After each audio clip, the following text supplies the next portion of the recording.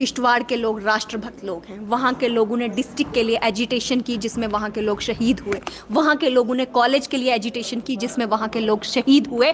इसलिए मैंने ये कहा कि वहाँ पे राष्ट्रभक्त समाज के लोग रहते हैं जिनको सड़क नहीं मिल रही। अगर मैंने उनको राष्ट्रभक्त कहा तो मुझे लगता है कि किसी को इस बात से कोई आपत्ति नहीं होनी चाहिए। नेशनल कॉन्फ्रेंस के लोगों का हमेशा से ये मसला रहा है कि ये हमेशा से राष्ट्रभक्त लोगों के लिए काम नहीं होने देते। इसीलिए मैंने इस मसले को उठाया और मैंने पिछली बार भी असेंबली में इनको कहा था कि वहाँ पे रोड बननी चाहिए। मेरे बार बार सरकार से आग्रह करने के बाद भी अगर वहां सड़क नहीं बनाई गई तो असेंबली में ये मसला नहीं उठाएंगे तो कहां उठाएंगे। तो आपको लगता है नेशनल इंटरेस्ट के लिए कहीं, वहां के लोगों के इंटरेस्ट के लिए कहीं, वहां के लोगों के हित के लिए कहीं, वहां की सड़क पानी बिजली के लिए अगर हम बात नहीं करेंगे तो हम असेंबली में क्यों बैठे?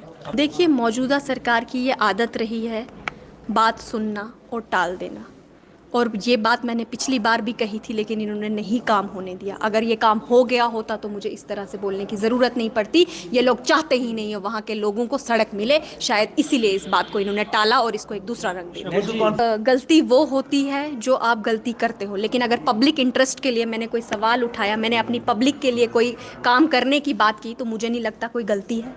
और अगर मैंने एक पर्टिकुलर समुदाय को राष्ट्रभक्त कहा तो इसमें गलत क्या है? हिंदू है क्या उनकी नज़रों में? मैंने किसी के खिलाफ नहीं कहा।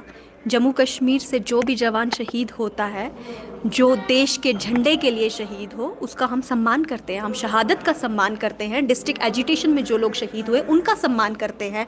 लेकिन अगर मैंने हिंदू राष्ट्रभक्त कहा तो उसमें कोई गलत बात नहीं है। हिंदू राष्ट्रभक्त था, है और रहेगा। क्या मुस्लिम तो नहीं कहा?